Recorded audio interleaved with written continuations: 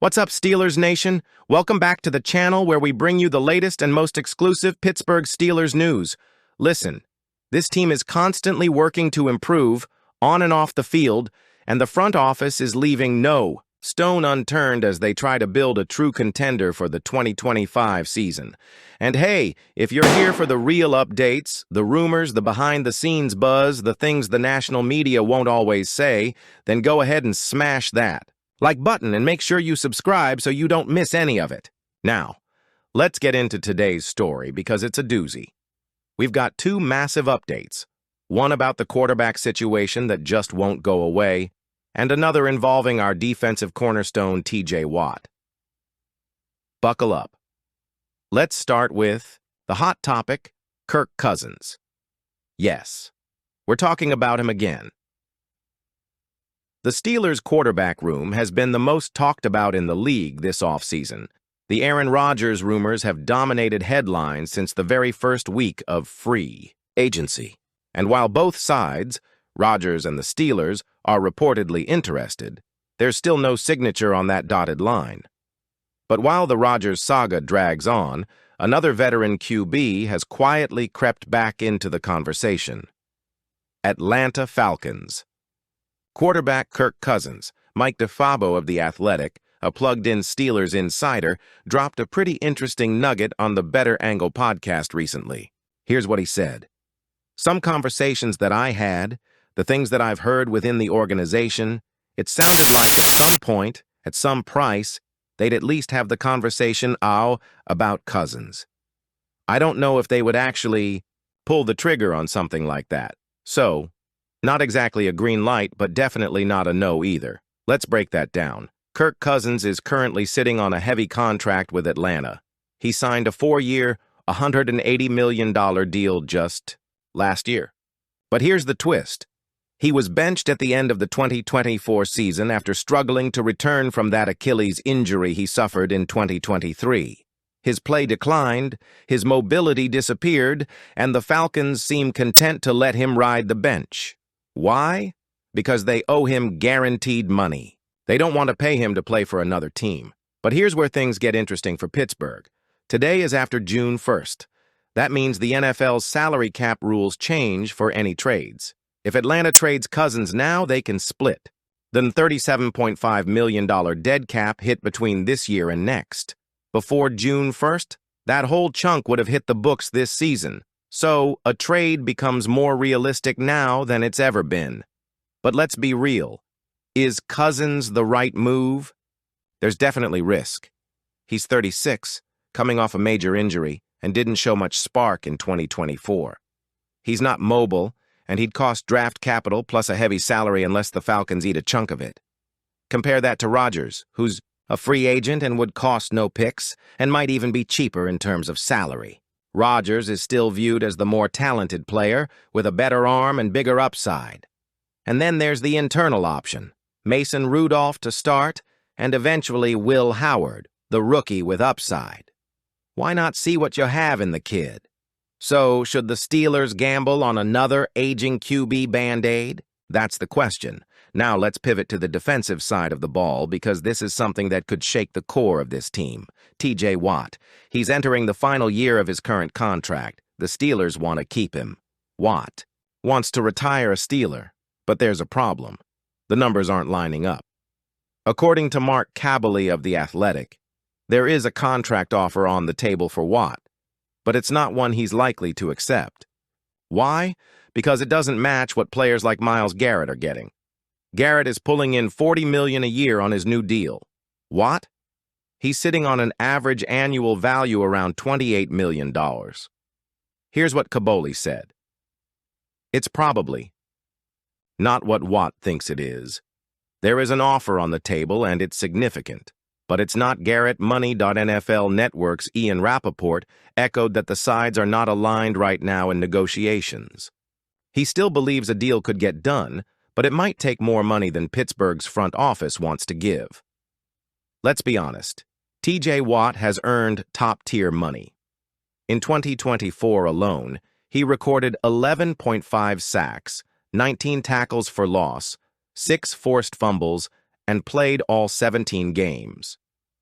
That's elite production from a guy who is still at the peak of his powers. But here's the dilemma. If the Steelers break the bank for Watt, what happens to the rest of the roster? Can you afford to extend Najee, Jaylen Warren, bring in new offensive weapons next year? It's a tough spot, no doubt. Former Steelers offensive coordinator Todd Haley, yep, the same guy who led our offense from 2012 to 2017, who coached Ben Roethlisberger during some of his best years. He's got a strong message for Steelers fans doubting the Aaron Rodgers pursuit. Haley was on the Sirius XM Blitz this week, and when asked about the Steelers possibly wasting time on Rodgers, he didn't hesitate. His take? He's the best option for the Steelers for the situation they're in at this time. Maybe he signs, maybe he doesn't, but it's a risk worth taking. Let that sink in. A former OC who knows this organization from the inside is saying this isn't just some PR stunt or pipe dream. It's the smartest move the team can make right now. Now here's where it gets even more interesting. Todd Haley says Rodgers doesn't need to be the MVP version from 10 years ago. He just needs to be solid, because this Steelers team already has the defense, already has one of the best head coaches in the NFL in Mike Tomlin, and now, with Arthur Smith taking over as offensive coordinator, Haley believes this coaching staff is finally aligned for success. He even threw shade at the Jets' staff, saying what was going on in New York was very disturbing. Haley criticized how the Jets let Rodgers run the show, with poor coordination from the head coach and offensive staff. But in Pittsburgh, it's a different culture. It's structure. It's accountability. It's a place where Rodgers can thrive instead of spiral into chaos. Haley genuinely believes Rodgers would be a perfect match for Tomlin and Arthur Smith. And frankly, when you hear someone with that much credibility say it with confidence, it makes you wonder if the fans and even the media have been too harsh or too skeptical about this whole pursuit. We are now less than 2 weeks away from mandatory minicamp, and Aaron Rodgers still hasn't given the Steelers an answer. That's starting to get some people nervous. Fans, insiders, even a few former players. One former Steelers legend, who we're not going to name here, recently slammed the team for waiting around for Rodgers, saying it's disrespectful to guys already in the building like Mason Rudolph and Will Howard. But here's the reality. Rodgers has been option A since free agency opened. The team hasn't wavered. There's been no serious pursuit of Kirk Cousins, no full commitment to Rudolph. It's been Rodgers or bust, and Haley's comments just reinforce what we already suspected. The Steelers believe Rodgers still has enough left in the tank to elevate this team and maximize this 2-year Super Bowl window. This isn't about rebuilding. This is about winning now. Now, let's play devil's advocate. What happens if Rodgers doesn't sign? Haley says the team would be comfortable moving forward with Mason Rudolph if needed. And listen, I know that might not excite everyone, but Rudolph did go 3-0 to close out the 2024 season and earn us that playoff spot. He earned a level of trust. The offense looked more fluid, and he showed more command than he ever had before. Then, there's rookie Will Howard, the 6th-round pick who's been turning heads in early workouts. There's talk around the locker room that this kid has the it factor. He might not be ready yet, but if Rudolph starts slow, don't be shocked if Mike Tomlin gives Howard a shot early in the season. But again, none of this negates what Haley is saying.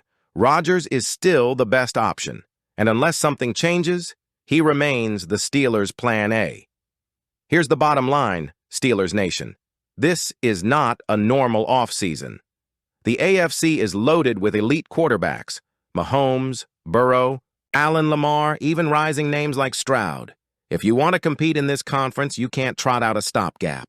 You need someone with experience, poise, and the ability to make throws under pressure.